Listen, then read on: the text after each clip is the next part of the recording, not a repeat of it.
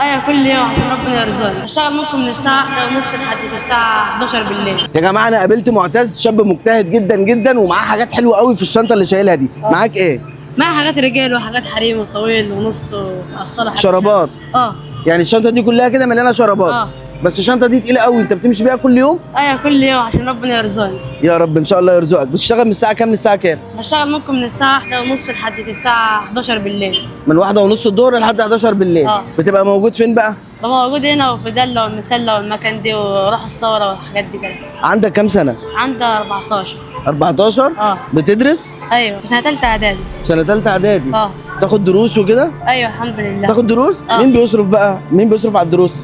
انا بساعد بابايا عشان اساعد اختي اجهز حاجاتها واصرف على نفسي واخلي بابايا يصرف عليا برضه عادي برضه. يعني انت اللي بتساعد باباك وبتساعد اختك علشان بتجهز؟ انا وبابا بنساعد بعضينا يعني. انت وبابا بتساعدوا بعض؟ عايزين نبقى ايد واحده. ربنا يخليك ليه ويخليه ليك يا رب. تعرف ان انت جدع وراجل وراجل قوي. الله يخليك. وفي ناس كتير قوي زيك تتمنى ان هي تبقى ربعك.